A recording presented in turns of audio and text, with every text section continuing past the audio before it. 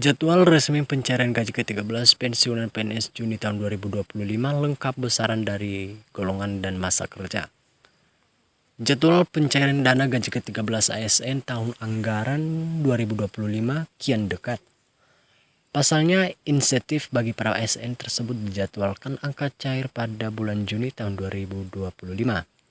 Pembayaran THR dan gaji ke-13 pensiunan tahun 2025 PNS dan PPK telah diatur dalam Peraturan Pemerintah PP Nomor 11 Tahun 2025 dan ditandatangani oleh Presiden Prabowo Subianto. Dalam keterangan persnya, Presiden Prabowo Subianto mengatakan ada total sebanyak 9,4 juta penerima THR dan gaji ke-13 PNS termasuk pensiunan tahun 2025. Prabowo juga menambahkan besaran THR dan gaji ke-13 yang akan didapatkan aparatur negara.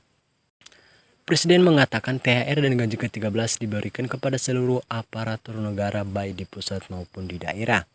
Selain itu, Prabowo juga menjelaskan besaran THR dan gaji ke-13 yang diberikan meliputi gaji pokok, tunjangan melekat serta tunjangan kinerja sebesar 100% bagi ASN pusat, prajurit TNI Polri dan para hakim. Sedangkan bagi ASN daerah diberikan dengan skema yang sama seperti ASN pusat namun disesuaikan dengan kemampuan fiskal. Masing-masing daerah untuk pensiunan diberikan sebesar upah pensiun bulanan.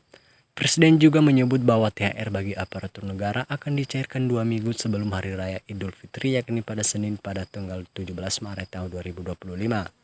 Sementara itu, gaji ke-13 akan dibayarkan pada bulan Juni tahun 2025 bertetapan dengan awal tahun ajaran baru sekolah. Adapun selain para ASN pensiunan PNS juga dijadwalkan akan menerima gaji mereka pada jadwal yang telah ditetapkan tersebut. Kabar baiknya untuk pencairan gaji ke-13 tahun 2025 untuk pensiunan PNS ini tidak perlu melakukan verifikasi dari penerimanya. Hal ini disampaikan Coprate Sektaritas PEN hendak memberi penjelasan terkait gaji ke-13 tahun 2025 bagi pensiunan PNS. Hendak menyatakan pembayaran gaji ke-13 dilakukan tanpa prosedur administratif tambahan yang perlu dilakukan peserta. Rabu pada tanggal 21 bulan 5 tahun 2025 dalam keterangannya di Jakarta, Hendra mengatakan pembayaran ini mencerminkan penghargaan negara terhadap kontribusi para pensiunan serta menjadi salah satu bentuk nyata kehadiran negara dalam menjamin keberlanjutan penghasilan bagi ASN yang telah menyelesaikan masa baktinya.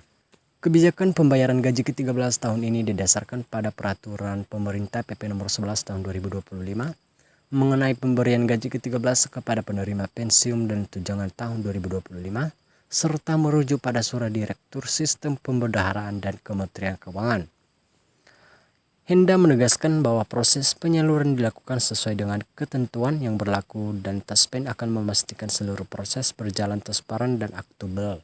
Besaran gaji ke-13 pensiunan PNS golongan 1-4 melansir Tribunnews.com, gaji ke-13 pensiunan PNS tahun ini setara dengan sejumlah pensiun bulanan. Jumlah tersebut mengacu pada nilai uang pensiun yang telah naik sebesar 12% sejak tanggal 1 Januari tahun 2024 sesuai PP Nomor 8 tahun 2024.